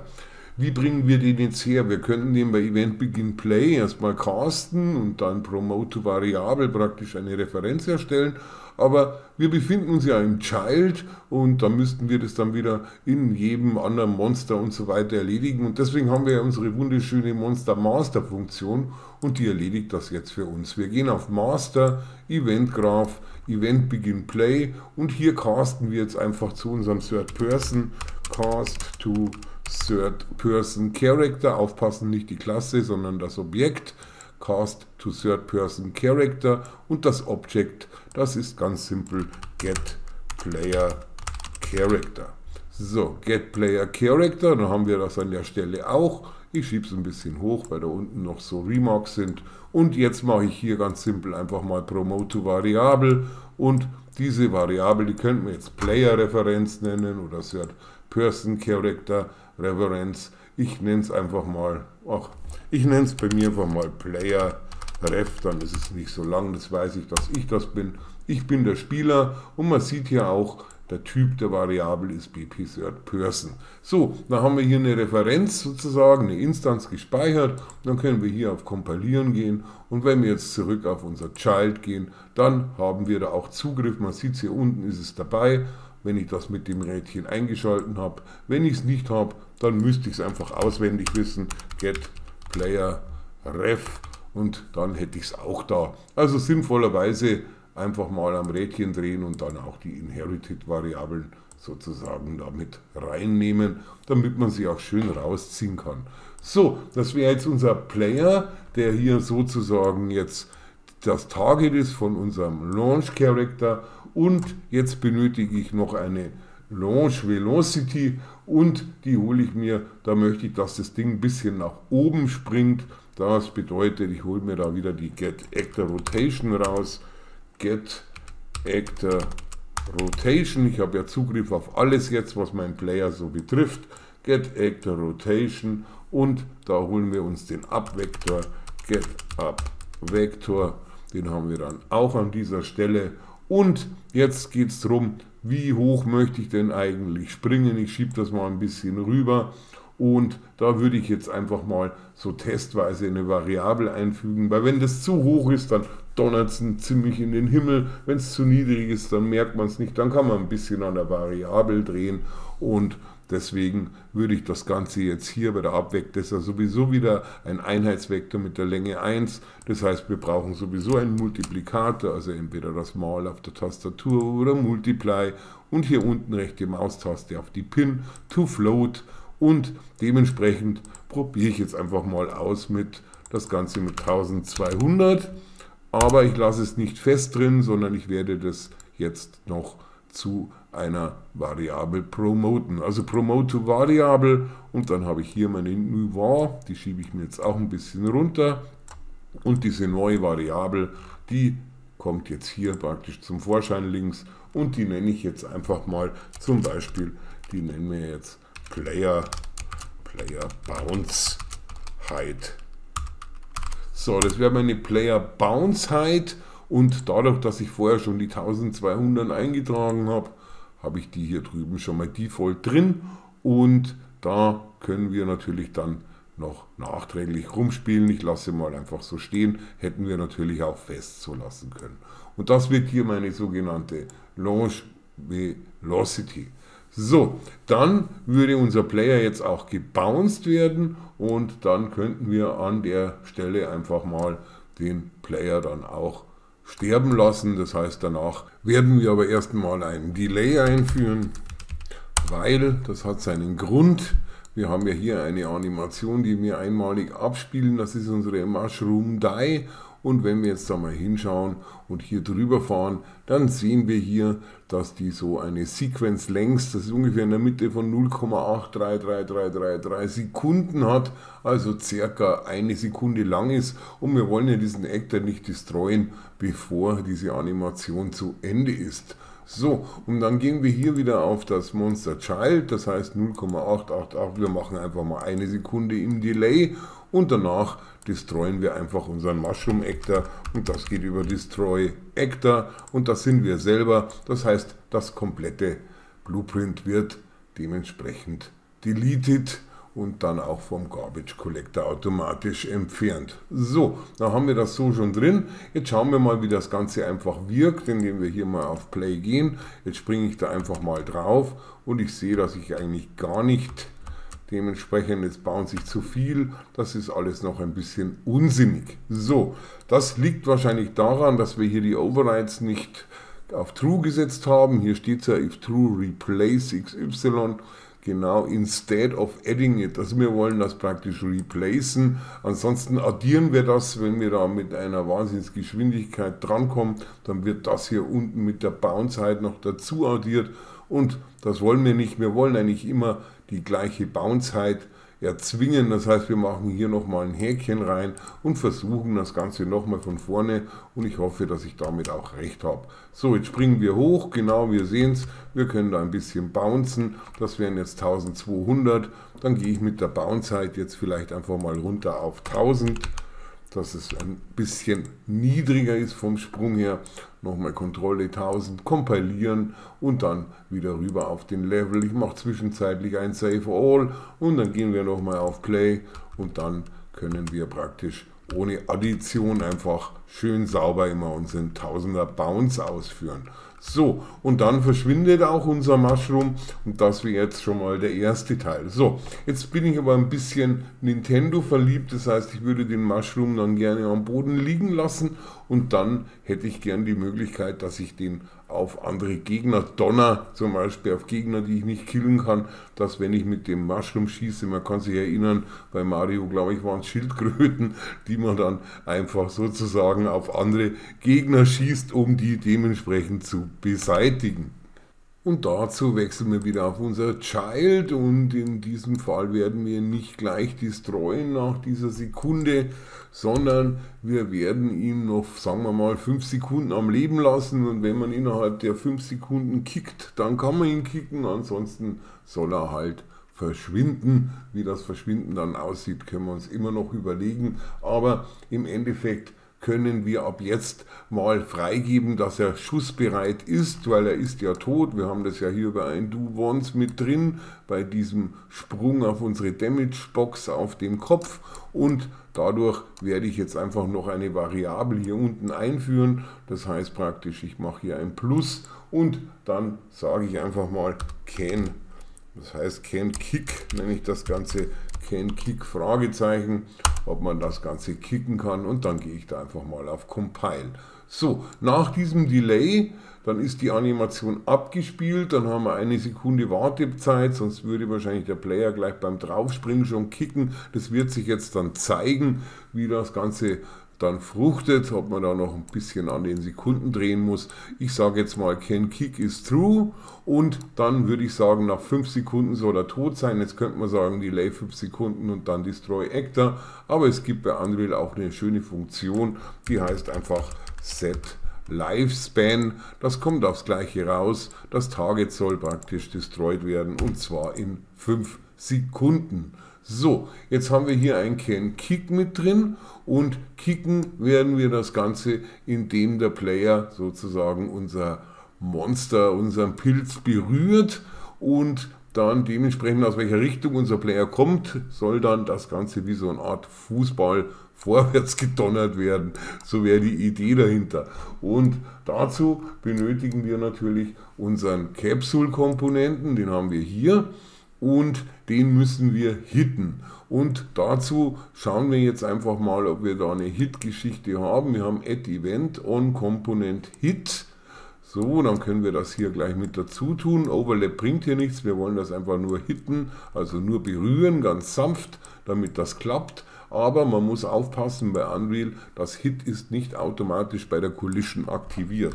Das heißt, wir gehen hier mal auf Call und dann gibt es die defaultmäßig Generate Overlap Events, aber Simulation Generate Hit Events müssen wir explizit auf True schalten. Also aufgepasst, hier drüben Hit Events ein Häkchen rein. So, dann gehen wir wiederum auf Compile, dann können wir uns da von der Call-Geschichte erst einmal trennen und dann geht es halt wieder darum, wer hittet uns. Das ist natürlich unser Player selber.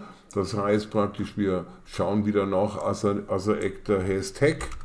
Da haben wir wieder unser Hashtag. Actor Hashtag und dann wieder nicht verschreiben. Ich kopiere es mir jetzt einfach mal von da oben raus. Hier unten rein. Taste B auf dem Keyboard, eine Branch und dann das Ganze hier einfach verknüpfen. So, und das darf natürlich nur passieren, wenn wir hier oben dieses sogenannte Can Kick auf True gesetzt haben. Das heißt, wir benötigen an der Stelle oder genau an der Stelle eine zusätzliche Branch, also wieder B auf dem Keyboard, dann verbinden wir das Ganze hier so und dann holen wir uns das Can Kick hier rein. Ich werde jetzt einfach mal hier diese Inherited ausschalten, dann weiß ich, das sind meine Child-Variablen, sonst komme ich da vielleicht ein wenig durcheinander. So, wenn Can Kick True ist, dann können wir kicken und damit wir kicken, wollen wir praktisch unserem Pilz einen Impuls geben und einen Impuls können wir ihm nur geben, wenn wir seine Physik setzen. Wir schauen jetzt mal auf unser Monster und dann schauen wir hier mal auf Physics und da steht jetzt hier unter Mesh Simulate Physics is false und so weiter und so fort. Das ist defaultmäßig immer false, aber wir können das natürlich per Blueprint Function direkt setzen. So, und dann gehen wir hier raus und dann sagen wir hier Set Simulate Physics und zwar in dem Fall von unserem Capsule-Komponenten selber. So, dann haben wir das schon mal so drin. Ich tue das wie immer runter, du kannst das dir hinlegen, wo du magst. Und natürlich nicht vergessen, Simulate ein Häkchen setzen auf True, sonst funktioniert das Ganze gar nicht. So, und jetzt können wir dem Ganzen einen Impuls geben. Das heißt, wir ziehen hier raus, sagen Add Impulse und zwar wollen wir der Kapsel einen Impuls setzen. Also auch hier Add Impulse mit dem Capsule-Komponenten können wir auch wieder rausziehen und das Ganze hier ein bisschen nach unten legen. So, und was für einen Impuls wollen wir ihm denn jetzt setzen? Wir haben jetzt die Geschichte so, wir bewegen uns ja hier auf der X-Achse und er soll auf gar keinen Fall in die Y fliegen oder eben wahlweise in die Z nach oben. Das heißt, das müssen wir sozusagen auch fixieren. Jetzt bauen wir erst einmal den Code hier auf, den wir hier brauchen. Das heißt praktisch, wir wollen jetzt mal schauen, von welcher Seite kommt denn eigentlich unser Third-Person-Player und das holen wir uns raus über getPlayerCharacter. Das ist unser Player selber, Index 0, wir haben ja nur einen Spieler und dann holen wir uns hier sozusagen mal den getActorForwardVector, haben wir auch schon öfter gehört, aber wir schießen ja lediglich auf der X-Achse. Das bedeutet, wir werden jetzt hier einfach das mal splitten, Split Struct Pin. Dann wird sich dieser Vektor in x, y und z auflösen. Wir benötigen nur die x-Geschichte und vorwärts ist ja immer vorwärts. Jetzt möchte ich aber wissen, ist vorwärts Minus, also geht es links rum oder geht es rechts rum? Und da gibt es eine schöne Funktion, da kann man praktisch das Vorzeichen auslesen und das heißt einfach Sign. Sign Float und da bekommen wir jetzt 1 oder -1 heraus. So. Wir haben also jetzt praktisch unseren Forward-Vektor, unseren Einheitsvektor, entweder -1 oder 1 und den multiplizieren wir jetzt mal wieder mit einer Value, dass wir ein bisschen Wucht reinkriegen, also ein Multiply. Ich mache hier jetzt mal 1500 und wir schießen ja ausschließlich in die x-Richtung. Das heißt, wir können natürlich hier nicht rein in den Vektor, den brechen wir jetzt auf. Wir gehen auf die Pin und dann machen wir Split Struct Pin. So, dann können wir das Ganze mit dem x sozusagen auch verknüpfen. So, damit das Ganze besser fruchtet, gibt es hier die Vel Change und da if true, the strength is taken as a change in velocity instead of an impulse. Wenn man das nicht selektiert, merkt man, dass dieser Pilz so vor sich herkullert und so kriegt er mal eine richtige Wucht ab an dieser Stelle. So, jetzt gebe ich dem Ganzen noch ein Delay, sagen wir mal von ungefähr 2 Sekunden, wo er dann entlang schießt. Das ist natürlich auch wieder Geschmackssache. Das heißt, hier oben haben wir ja gesagt, 5 Sekunden hat man Zeit, um ihn zu kicken. Und wenn er gekickt ist, dann wird er nach 2 Sekunden sozusagen nach dem Kick einfach mal destroyed. So, dann haben wir hier noch einen Destroy Actor, also entweder nach 5 Sekunden oder abschließend nach diesem Kick.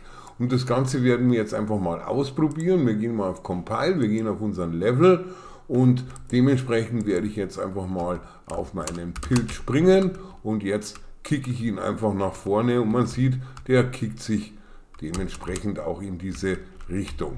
So, gut, machen wir nochmal einen Test, ob es in die andere Richtung auch geht. Wir machen das ja mit unserem sogenannten Forward Vector, das heißt von der Seite. Und jetzt kicke ich ihn rüber und man sieht schon, man kann den anderen Pilz mit ankicken. So, jetzt hätte ich es aber gern so gelöst, wie es praktisch bei Mario so der Fall ist, dass man dann mit diesem Pilz zum Beispiel Gegner, wo man nicht drauf springen kann, da war ja hier auch so bei diesem schönen, bei dieser Sache hier so ein schönes PBR dabei. Hier gab es ja auch diesen Turtle Shell zum Beispiel, der ja auch so Stacheln hier oben hat. Das bedeutet, wir hätten ja hier praktisch nicht so die Chance, oben drauf zu springen und den könnten wir zum Beispiel dann auch mit unserem Pilz jetzt wegkicken. Und dazu werden wir uns jetzt eine Funktion schreiben, dass der Pilz, wenn er gekickt ist, sämtliche anderen Enemies dementsprechend mal eliminiert. Zumindest deuten wir es einfach mal so an. Gut, und dazu werden wir uns wieder was einführen. Wir brauchen nämlich eine zusätzliche Sphere Collision und die bekommen wir hier oben unter Add und da sagen wir einfach mal Sphere und dann nehmen wir eine Sphere Collision und die haben wir dann an der Stelle und die werden wir dann einfach mal als Kill, nennen wir sie einfach mal Kill Sphere. So, das ist meine Kill Sphere und diese Kill Sphere, die wird jetzt sozusagen an unserem Pilz so ausgerichtet, dass das sozusagen ähnlich ist wie unser Capsule-Komponent. Weil der Capsule-Komponent, wenn wir den haben wir ja jetzt hier schon definiert in unserem Event-Graph mit der Collision mit dem Player, dass das praktisch so nicht mehr funktionieren würde. Wir müssten da mehrere Fallunterscheidungen machen. Das bedeutet, wir werden hier einfach mal eine neue Sphere Collision einführen. Gut, und die werden wir jetzt etwas größer machen. Da haben wir hier das Vorhängeschloss zu. Das heißt, ich kann die hier auch etwas größer ziehen und dementsprechend kann ich das Ganze dann auch so anpassen, dass es ein bisschen größer ist wie meine sogenannte Capsule Component Geschichte. Das heißt, man sieht sie auch, die ist jetzt ein bisschen größer in dem Format und alles andere, was mit dem in Kollision kommt, wird dann sozusagen, kriegt dann sozusagen irgendeinen Effekt, in unserem Fall einen Kill ab. Und dazu wechseln wir wieder in unseren Event Graph und bei unserer Kill Sphere können wir entweder hier Add Event on Component Begin Overlap oder wie schon zu Beginn des Tutorials hier unten gibt es die gleichen Geschichten, das heißt praktisch on Component Begin Overlap. Ich gehe immer lieber über die Geschichte links oben, weil mir das einfach bequemer ist und irgendwie bin ich da schneller mit dem Mauszeiger dort. Und so, und jetzt geht es einfach darum, bei unserer Kill Sphere, da geht es darum, dass jetzt zuerst einmal unser Can Kick freigeschalten ist. Wir haben hier Can Kick is True, das bedeutet in dem Moment ist es auch kickbar, sonst wäre es ja hier nicht weggeschossen worden und dementsprechend fragen wir hier mit einer Branch einfach mal ab, ob das Ganze dementsprechend auch erfüllt ist, weil sonst würde das ja sowieso immer reagieren. Das heißt, das Can Kick kann ich mir direkt hier reinhängen, das heißt Can Kick ist True und wenn das True ist, dann würde ich gerne alle Enemies zum Beispiel mal töten.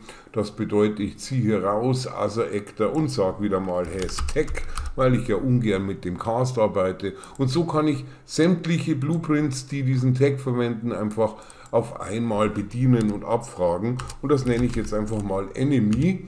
Und diesen Tag Enemy, den kopiere ich mir jetzt raus, weil den haben wir noch nicht zugeordnet. Und jetzt gehen wir mal auf Compile und damit alle Enemies dann auch diesen Tag Enemy haben oder innehalten, gehen wir auf unser BP Monster Master. Wir gehen hier oben auf unser BP Master und hier suchen wir einfach nach Tag. Und hier unten unter Actor Tags wie bei unserem Third-Person-Player gehen wir auf Plus und hier geben wir STRG V den Enemy hinzu. So, das bedeutet, dass sämtliche Child automatisch jetzt auch diesen Tag natürlich haben, weil es natürlich weiter vererbt worden ist. So, man sieht es hier ist die Beweisführung, das Child hat ebenfalls den Tag unter Actor Advanced Tag Enemy. So, also wenn der Actor jetzt den Tag Enemy hat, dann wieder Taste B auf dem Keyboard und einen Branch, eine if-Anweisung erstellen, dann können wir sagen, okay, das ist ein Enemy und jetzt machen wir es einfach mal ganz simpel, einfach, dass wir da sagen, da machen wir Destroy Actor, dass egal was da ist, alles was den Tag hat, wird einfach mal destroyed. Destroy Actor und da müssen wir noch sagen, welcher Actor, und das ist natürlich unser Other Actor, der ist ja hier schon überprüft, sonst wird es hier mit True nicht weitergehen. Das heißt, wir können ganz beruhigt diese Verbindung hier einfach mal setzen. So, jetzt würden alle, die auf dem Weg sind, innerhalb der 2 Sekunden, die wir hier gesetzt haben, ist alles Geschmackssache, zerstört werden. Das können wir jetzt auch mal ausprobieren. Wir haben ja hier 2 von unseren Pilzen, das heißt, den einen wollte ich jetzt zumindest mal, nein, jetzt gehe ich wieder nach oben, das wird jetzt ein bisschen komplizierter, weil ich mich ein bisschen doof anstelle. So, jetzt schmeiße ich den runter, jetzt kommt der andere und zack, bumm, ist der andere auch schon zerstört. So, dann können wir das Ganze mal ein bisschen besser aufbauen. Das bedeutet, ich markiere mir jetzt mal hier unten da die Geschichte hier und dann selektiere ich mir mal den Aufzug dazu. Und dann werde ich das Ganze einfach ein bisschen weiter nach unten schieben, dass ich hier auch schön springen kann. Dann muss ich mit dem Aufzug, wenn ich wieder nach oben will, soll ja alles seine Richtigkeit haben. Ist natürlich jetzt definitiv nicht das Endergebnis vom Level, weil wir arbeiten uns ja schön der Reihe nach durch, sodass ich hier wieder nach oben komme. Und jetzt können wir dementsprechend einfach mal noch ein paar von unseren Pilzen hier integrieren. Das heißt, ich halte die Alt-Taste gedrückt. Ich werde jetzt mal einen hier runterstellen. Ich halte die Alt-Taste immer noch gedrückt und wieder und wieder. Und ich stelle mir jetzt hier einfach mal 5 rein, die einfach so dastehen. Und ich lasse zum Beispiel einen auch gerne mal in die andere Richtung laufen. Jetzt habe ich nur den Fehler gemacht, dass ich hier das Raster nicht eingestellt habe. Und dementsprechend werde ich das von vorne nochmal beginnen auf 180 Grad. Dass der sozusagen auch die richtige Drehung hat. So, die liegen alle bei 500, das liegt auch daran, dass wir sie von oben kopiert haben. Den schiebe ich jetzt auch einfach mal ein bisschen weiter vor, dass die da einfach ein bisschen hin und her laufen können. Und dann dementsprechend, was ich jetzt nicht gemacht habe, ich selektiere mir die natürlich alle mal an, weil ich die ja sozusagen auf meinem Boden einfach mal fixieren möchtest, ziehe sie hoch, drücke die Ende-Taste und dann sind die alle sauber positioniert. So, dann können wir das Ganze einfach mal ausprobieren. Jetzt sagen wir mal, hier wären gefährliche, keine Ahnung, dann muss ich hier oben rum, ich jetzt ausnahmsweise mal hier oben rum, dann geht es hier runter. Die anderen, gut, kann man jetzt probieren, machen wir mal einen kaputt und dann schieße ich den leider in die falsche Richtung, das nützt mir jetzt nichts und dann laufe ich jetzt wieder weiter und dann springe ich jetzt mal hier runter. Und jetzt schaue ich mal, ob da irgendeiner kommt. Da kommt einer, da springe ich jetzt drauf. Und den schieße ich jetzt einfach durch alle anderen durch. Und man sieht, da ist jetzt keiner mehr da. Das lag natürlich an unseren 2 Sekunden vom Destroy. Da kann man natürlich jetzt auch noch irgendwelche Death-Animationen einspielen. Und jetzt machen wir abschließend noch ein paar Kleinigkeiten.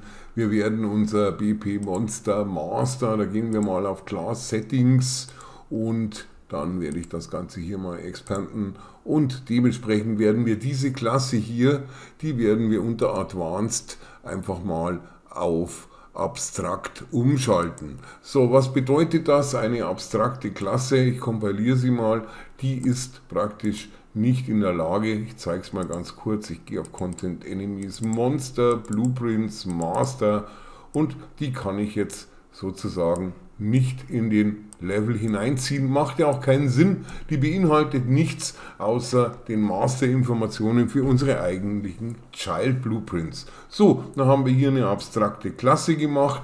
Ganz wichtig natürlich für dich immer nicht vergessen, der Camera Boom hat hier drüben die Einstellung eben so von dem Target Arm Length 500, weil wenn ich da jetzt 300 zum Beispiel draus bastel, dann habe ich wahrscheinlich das Problem, dass ich meine Sprünge nicht gescheit sehe.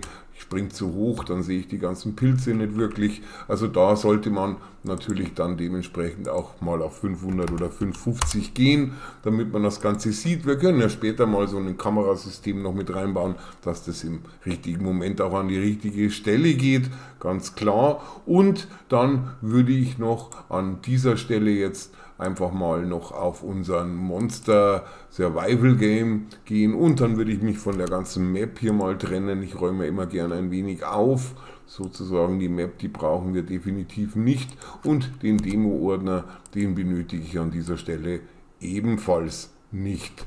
So, dann haben wir das sozusagen schon mal raus und dann gibt es ja auch noch von unserem Third Person, gibt es dieses Level Prototyping, das werde ich jetzt auch gleich löschen. Wir haben die Third Person Geschichte, da gibt es auch die Map dazu, die brauchen wir an der Stelle auch nicht, wir haben ja unseren Level 1, das heißt die Map, von der können wir uns natürlich ebenfalls trennen und dementsprechend kann ich dann auch dieses Level Prototyping, was hier drin ist, das benötige ich nicht mehr. Ich habe ja mein Supergrid.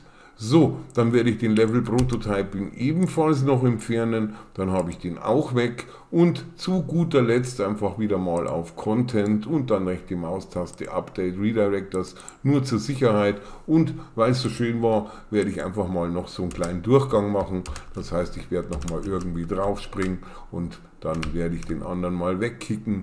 Und dann springe ich hier auch mal runter nochmal und dann mache ich das vielleicht mal ein bisschen lustiger, dass man da sozusagen erstmal einen umkickt und dann springe ich da drüber, dann schieße ich den weg und dann kann ich da drüber, dann habe ich da noch einen und dann nehme ich den mit und jetzt fliege ich leider runter.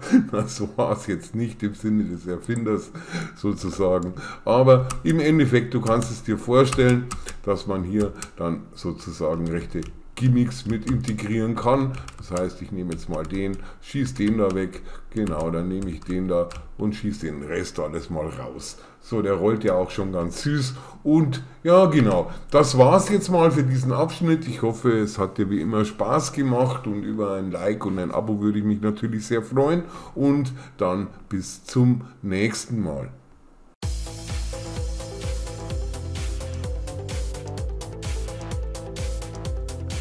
Also haut rein, bleibt cool und bleibt am Ball.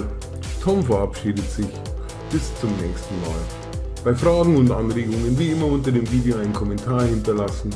Und bitte nicht vergessen, ein Like und ein Subscribe, wenn es dir gefallen hat.